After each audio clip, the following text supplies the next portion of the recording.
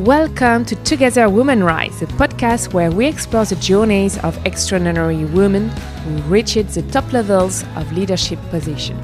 I'm your host, Cécile Meunier, and in each episode, we dive into inspiring conversation with women who face challenges, broken barriers, and led with authenticity and resilience. This isn't about one-size-fits-all success. It's about discovering your unique leadership path by learning from those who've paved the way. You will hear honest stories, raw insights, and actionable advice to empower your own career journey. So, whether you're chasing your next big promotion, seeking fresh inspiration, or simply need a reminder that you're not alone, Together Women Rise is your space to explore what's possible when women uplift each other. Hi, Maria, and welcome to the podcast. I'm so thrilled to have you here today. You've built an incredible career, rising to a high leadership position in tech industry, and I'm really excited to dive into a topic that's both deeply personal and so important for ambitious women: the role of a life partner in shaping our career. But before we get into the heart of it, first, I would like you to present you in a fun way. So Maria, please introduce yourself using maybe 3 symbols that could be object, song, whatever could represent you as a leader and a woman.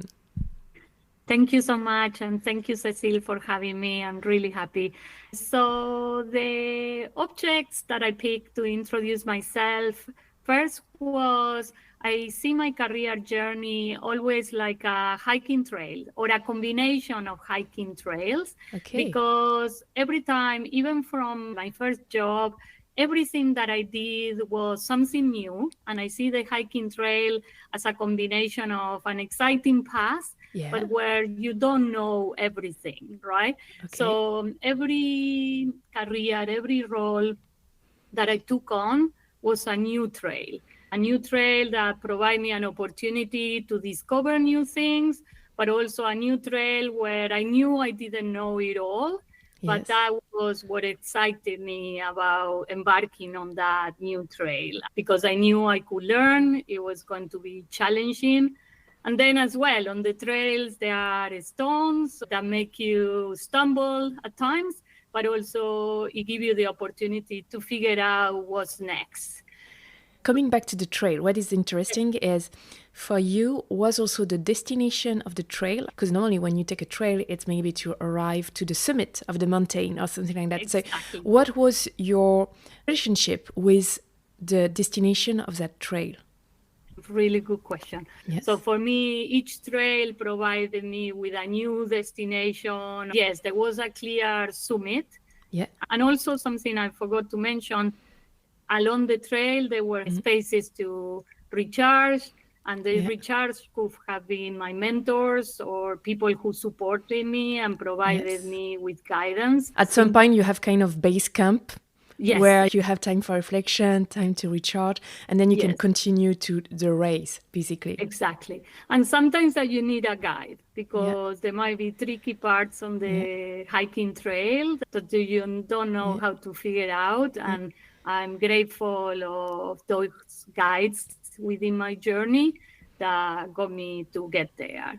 And then as I got to the destination, these were times I celebrate, maybe not that early in my career. I not always celebrated when I got to the summit, but I learned over time to reflect on the achievement and then start thinking, what is the next journey that I want to embark? Could you share with us what was your, if you remember, when you were early in your career, what was your first summit? Like, what was for you the first steps that you wanted to achieve? So the first one, I'm a graphic designer. That was the first thing I studied, at least in Argentina, where I came from. If you don't have experience, it's very hard to get a job. As I was in college, I did study at night. So I thought that it was going to be important to get the experience in order to then being able to work as a graphic designer. So my goal was that, to be able to work in an advertising agency so that then I could get a job. And so that was the clear goal. So your first goal was working in an advertising agency. Agency, exactly. It was important to get the experience of Yeah. doing what I was studying, Yeah. but in an advertising agency. So at the beginning, it was without being paid. So it was an internship then? It was an internship, but a full time. I did that internship maybe for 6 months. Yeah. And after those 6 months, I got an actual paid job in an advertising agency. My peers were the ones that even helped me getting the next job, but also supporting me. So I think this was not working hard, but not being afraid to ask for help. And I think there is always people there to help you along the way, but then chase the opportunities. Okay. So that's great. Let's reflect on already what you said, because I think there are some very interesting things for people starting their career or just still being a student and finalizing their diploma. What I heard first, you need to have experience, and internship is great for that. Just I will recommend any girls, especially if you live in Europe, ask for an income. Like, you deserve to be paid for whatever you do. I know 20 years ago, at that time, a lot of company was not paying for internship. And personally, I refused to work for nothing. You can always ask, for example, in my case, when I was in Germany, they paid for my apartment. So they pay for the rent. So don't do internship without being paid, minimum. That I think, because this is your value and you have to go for it, girls. And the other things that I really like about what Maria shared with us is her mindset, that how much she was here to learn and ask for help. That is also a very good point to grow even faster. And we can see as well the power of mentorship, because as you said, Maria, it's not thanks to that guy. I guess it's a guy. Few, there were three. Three guys. Yes. So thanks to three guys, she got the next job. And just staying in your career, because if we think about your last 10 years, have you been a graphist? Oh, no. Yeah, just to give a perspective that when the summit changed from graphist to a total new job. That's why for me, the hiking trail was a good example, because I take many trails. As I was finishing graphic design, one of the subjects was marketing. And I love marketing. I love studying. So this is when I did my degree in marketing. And I started to work more on marketing companies. Just to be clear, you were entering as graphist. And how did you make the switch from graphist to what was the next job that was not graphist? The next job was Schindler Lifts. So I was working as a marketing, supporting the sales teams. And what led me to that, when I finished my degree in marketing, I said, well, this is more what I want to do. I actually continued doing graphic design, but more as a freelance. But it was more starting following what I wanted to do. So we can see that you also change your path by following your heart. Exactly. What really inspire you and where you feel, oh, I'm really interested to do that. So that's also good for anyone who's in the beginning of his career. You start from what you have learned at school, but then you will have the opportunity to change your path and go and follow your heart. And I think you're great an example here. 100%. And then when you see my career in Google, what it has been always important, clarity on what I wanted to learn, or what were the areas where I wanted to explore, but also development, growing my skills. Fantastic. So what we noticed is from choosing that symbol, we have seen that you're someone where growth is very important, learning, and either another symbol on top of that that will give you more colors of yourself. I have two more. The next one is the sea.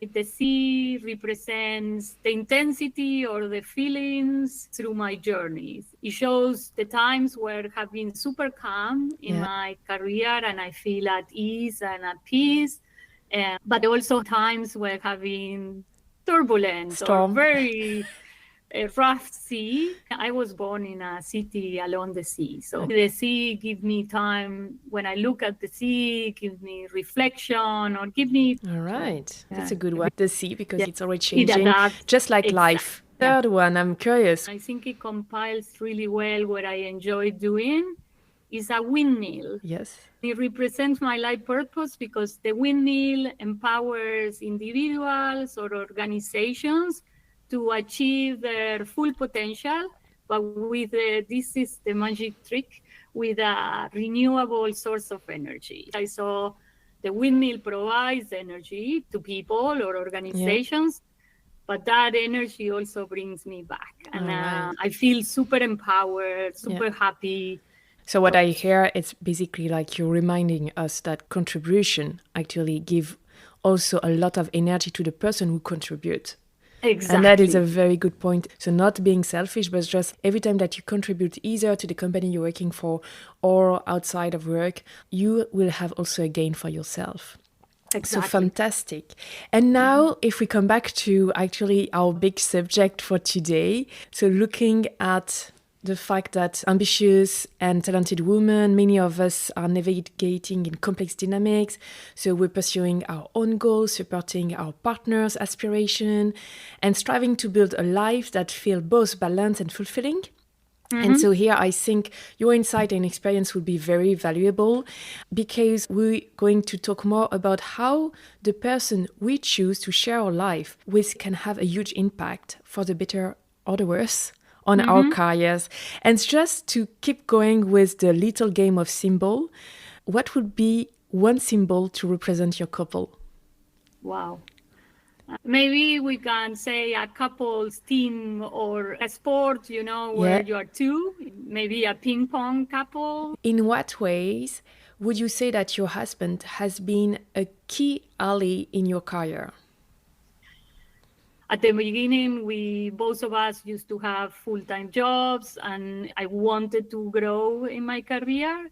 And he saw the challenges that I faced along the way. And when there were critical moments, he stepped up so that I could focus fully on my career.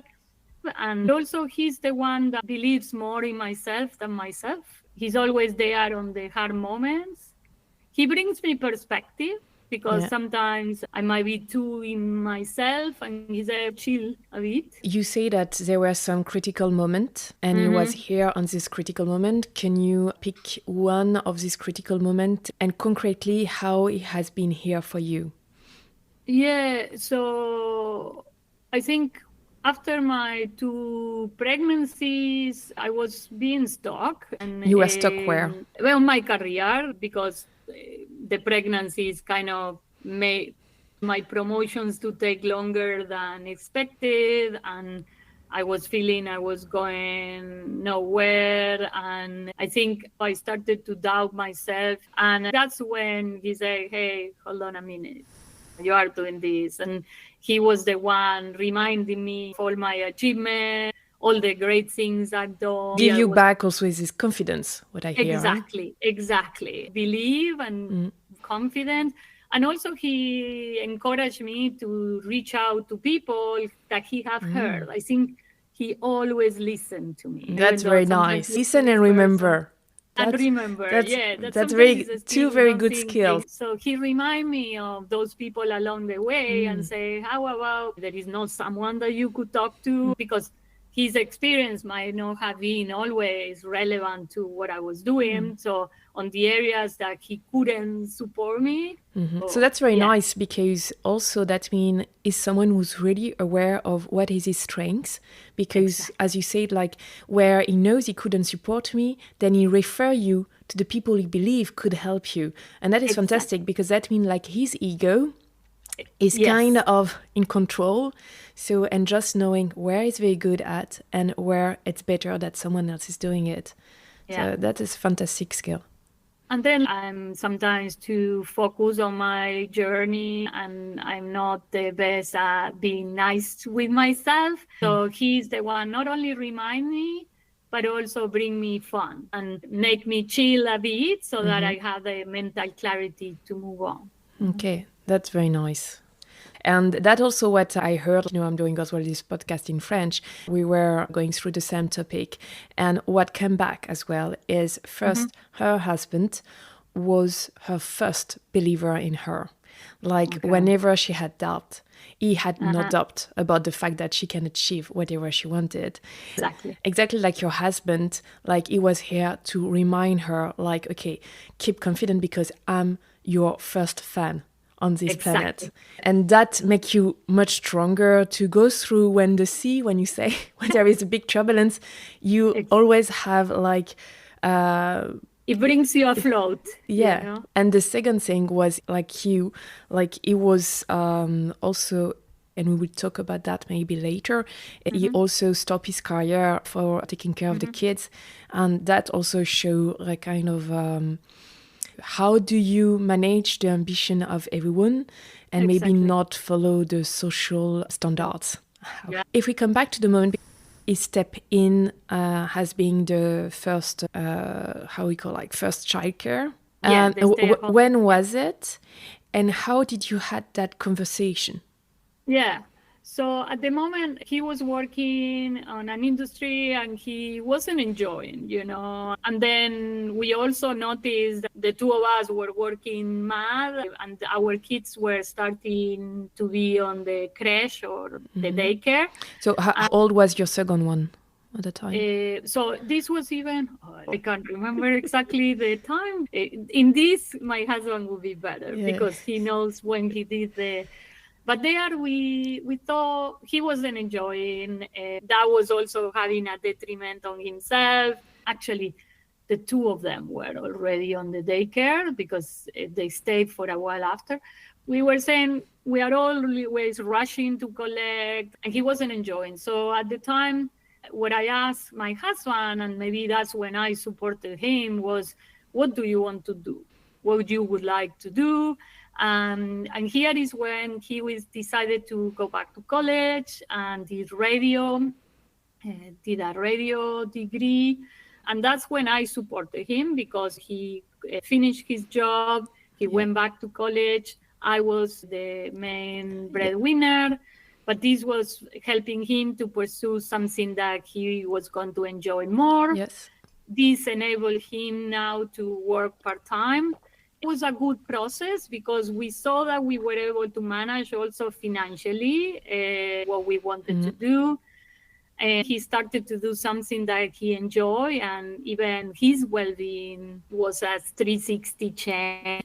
As well, he was able to be more with the kids for a period of time to the daycare. We found it was good for them to be with kids. Then my husband was there to drop them, to collect them. I didn't have to worry about rushing from work, and that gave me a very mental space. So we saw it's working. We are able to manage. But it was, again, maybe we had the clarity at the time. At the first time was more for him to enable him to change. Then we also saw that this was helping me because I was not stressed. Then when he finished his course, we decided, is this something you want to do part-time or what type of job? Yeah. And exactly. So and that's when we say, well, it's working. If I stay part-time, you can be more focused on your job. We will be able to be more there for the kids. We said it's working. And then even though this was working for us, it was very different for people. Yeah. We come from traditional families and just to know, your husband... Irish. He's Irish, yes. At the beginning, it was a thing because he was maybe the only one or two only dads at the school who come and pick up the kids. Collecting the kids. So it was an adaptation for him. It was also an adaptation for me. And could you tell us more what was the adaptation for you then? For me, I think my parents love my husband, right? But at the beginning, being on a traditional family, there were questions on, is it really a true guy? Yeah, going to work, and how is this? At the beginning, I have to be honest, I avoid the conversations. Could you say exactly what were maybe the negative comments that your family was... There were no negative, but they were, is he going to be part-time and can you guys do it? It was always more about the job and who was bringing... the money? the money. You were avoiding what exactly? I also grew up on this traditional, and I think for me it was also believing that it is possible, because I also have The belief as well the, that the normally a belief guy bring that the money.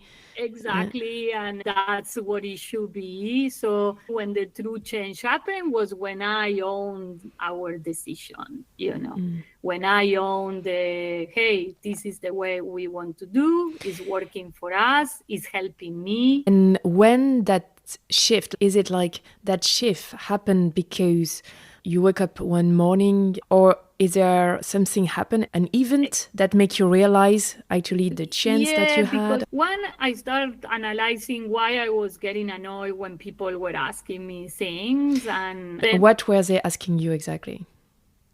oh, but is Jay working part-time? So the annoyance was more me being uncomfortable answering the questions, and then I start thinking, why am I like this? And then I realize, well, why is this not working for you, or what are the benefits? And there is when I start realizing that I was not sharing the benefits of all that. And also I realized if I didn't stand by the decision, I was not standing for my husband either. I realized that for the change to happen, I needed to own the change myself. And that's very great, because here we see that maybe the problem is going more from you. And at that time, how was your husband confident about that decision? He was grand. Okay, he actually, that's funny. Yeah. And even it was funny because even in some of the groups, at times they would say, "Hello, girls, we are meeting for a coffee on whatever," and he said, "Eh." He used to make jokes and saying, "Hey, I'm here," and so he was always grand and happy to be with the kids, also happy to be doing the radio. So what I hear, what is interesting, is we see that you had to go through a process from what people are going to think about us, about me.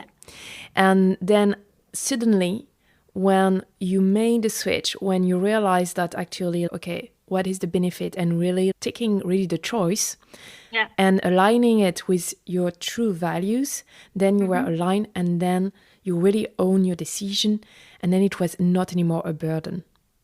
Exactly, because even my family see us so happy when I was able to explain to them and say, hey, this allowed me to be more relaxed. This has helped me grow in my career. The kids always have someone, even for my family, was, okay, makes total sense. And even it was also giving a chance to my family. How you expect someone to respect your decision if you are not exactly, if you don't respect it yourself. And just to clarify, how long this process of really accepting it took? A while. Like how many years, if it's a while? Maybe 3 or even, for example, at work, I wouldn't say this. If someone asked me, I would not say. But once I start owning it, I was being more vocal. And then I saw even the reactions on people. Oh, Maria, you inspire me because I'm living the same experience. And you don't realize those things. You know? That's fantastic, because first, I think it's so important that we hear that this process doesn't happen in one night. It takes time, and we have to be gentle towards ourselves as well. The work has to be done. And we really see in your couple that for your husband, that was his decision, and that was not you forcing him. And it was actually very harsh for you. And that was like the moment you decided also because you were part of a team, and that was also helping him to reach his ambition. Exactly. And then still, it has to be a long process to clean all our belief from our childhood, from the society, and then to stand up. And the moment like you were aligned and you were sharing it, and then you could inspire. And that is fantastic, because I think here we have the case in terms of being the one bringing the bread on the table, but that could be something else that we think, oh, maybe I will feel ashamed of it. And then you find out that actually you can be an inspiration instead. Yeah. And I think the clarity on the why are we doing this. Sometimes if you are clear on that why, it will be clearer to be explained. It's a why linked to your values, I guess. Exactly. We wanted to be fulfilled, the two of Yeah. us. We wanted also a better space for our kids, and that worked for us. And also, I think something important for me that helped me owning my decision was you don't need to be living everyone else's lives as well, You can and have your really own know journey. exactly what you want, what it serves for your family, for your group. And that could be very different to everyone else. Yes. And sometimes we fall into the comparisons, Absolutely. But going back to why are we doing this? What do we want? And that will help you even own your decision. And then here, what I would like that we explore is, because couple is about communication. Yes. And I guess, even if it sounds wonderful in your couple, Yeah.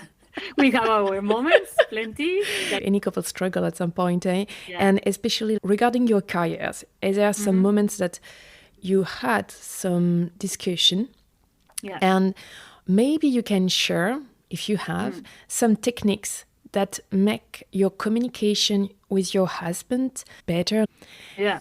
Tips as individual, both can go to their ambition and still the couple can grow. So how do you have those discussions and you make it the most efficient instead of arguments? Yeah.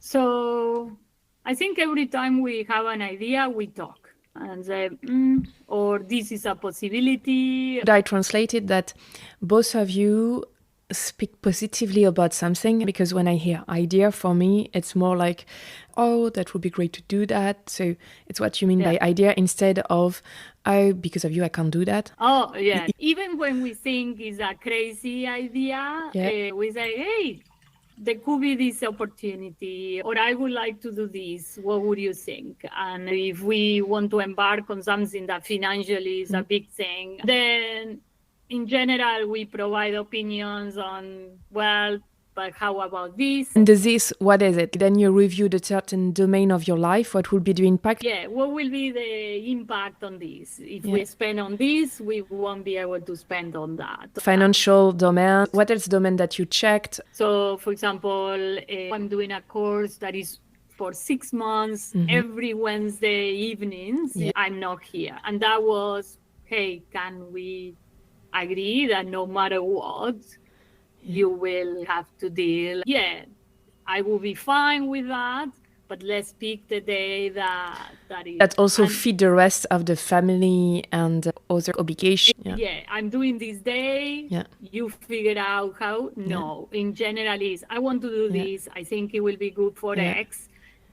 What do you think? When will be? Then we arrange. And even when we have arguments, not arguments, but when there were things that we didn't fully align, we try to understand, we try to put each other on the other side of why the person wanted to do something and trying to negotiate. I think it's a very good part before negotiation. It's trying to understand the other one and really asking, okay, what is your purpose behind it?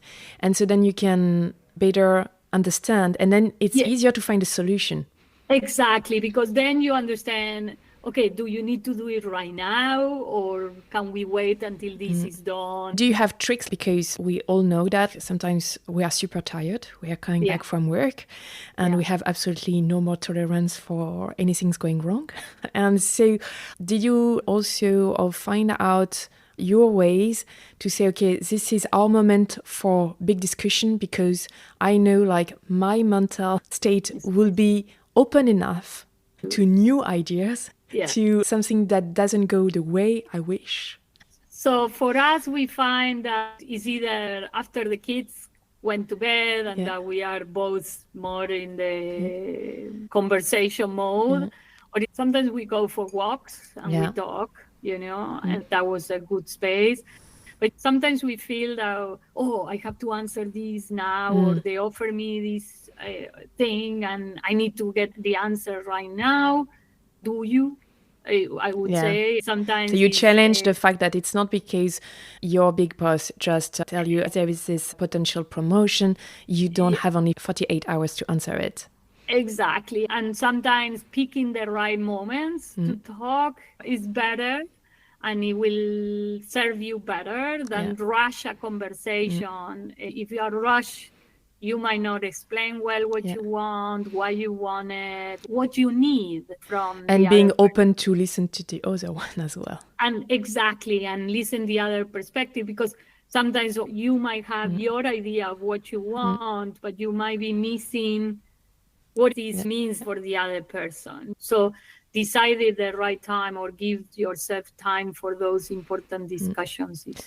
And I would like to check on what has been the impact for your husband. So he stopped his career to take care of the kids, but also to go back to the university to do a radio diploma. Then he was able to work part-time. So what is he doing now, and how happy he is with his job?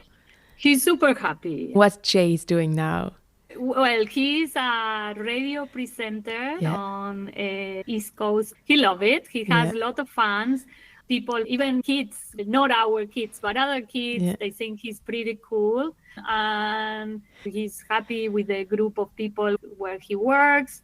And he has a really big Facebook page. What is his relationship with the fact that not the one earning the most? Don't even talk about it, you know. No, but I guess you don't talk, you two, like the fact like, hey, how do you feel about it?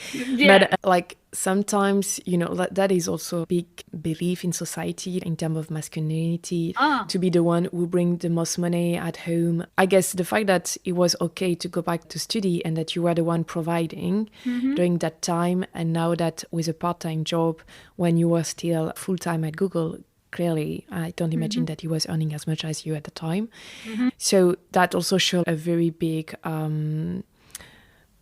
it's not a skill, but the mindset that his value is not in the money that he brings. Exactly. And that's what so for me, and I cannot speak for him, but I think his confidence, he has a big level of confidence. One, that he's doing his best on the radio and he contributes to that. But also he's confident on what he's bringing to our family. And there are a lot of things, to be honest, if he wasn't doing, I have no clue of a lot of things about the kids. And this is to all the mothers, you know, it's super underestimated, the work behind being there for the kids. He's bringing a lot and contributing a lot to our family. And that's why we don't even think too much about it, to be honest. Yeah. And let's talk as well about you. I was just listening in the radio, and there was a survey in France where they were saying that still people believe, and the percentage was still high, that they believe that kids need a mother. Meaning that should be the mother who should be here every evening. And then in terms of career, if one has to drop his career or her career, that should be the woman, because she's so much important for the psychological development for the kids. And so as you, as a mother who has been working full-time and a husband working half-time and being the first caregiver, so could you tell us about your boys? Like, your boys, they had more problem than the rest? I see them super happy, you know, and even when you hear from their teachers, they are good kids, they contribute, they are doing well, both of them. I know I could be biased, but also something that I always made sure that I go to all the parent-teacher meetings, any big event on the school, I made sure of prioritizing that. So even though I was not collecting them and bringing them, I'm there on the big moments. Also, every night I was conscious as well, is when I was at home, you know, and you won't work. You were fully present. And so the presence, and maybe I was more present than people that are there every day. On the weekends, because it's when my husband do most of his work, I'm the taxi driver bringing them everywhere. So I always made sure that they have my time with them to the full. But also, I think I'm being part as well of the image of what women can be. Absolutely. And we need to be part of the change as well, right? So I tell them a lot about what I do. For example, my son in the school does business. So I was helping him with a lot of things, and we have conversations. And so I think it's more the how are you there, how you show up when you are with them. You can still be a mother. My advice would be to make sure that you are there with them when you are with them. I think it's a very good tips. Work, stay at work. And then when you're with your family, you're 100% fully present. And so you have quality time. We always talk about quality time, but here you're really walking the talk. And I think that is the most important. And what are the important times for the kids? And how do you make sure what are those important times? Like, do you discuss with them to find out? Because sometimes something important doesn't mean it's a big event. Huh? So for me, it was understanding what they enjoy and try to spend time doing the things they enjoy. What are they enjoying? And how can I be part of the stuff they enjoy? And you started to give some tips. So being fully present, find out what your kids love to do and be here when they are doing those kind of things. Be present. What else is super important for you? Otherwise, you will feel the guilt, for example.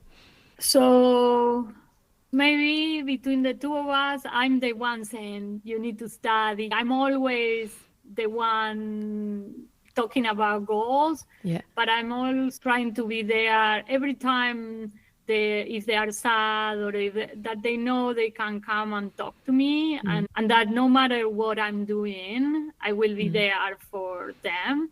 And to be honest, my oldest is now just beginning to be a teenager, and I can see I've seen him a few times. Oh, Mom, can we go for a walk, or can we? Nice. And so that makes me happy that they don't see me as the objective goer. So they know you are here to listen to them. And that is funny because he actually following the model that he have seen, that going for a walk to have a discussion. Which at moments I say, like that he wants to come walking with me. And then I realize he had something to say. Fantastic. Yeah, great. Yeah. And before we finish, I have two more questions. First one is, you said like you came from a traditional setup. So what was maybe your role models that have inspired you to actually go for careers, to having no limits to pursue your dream?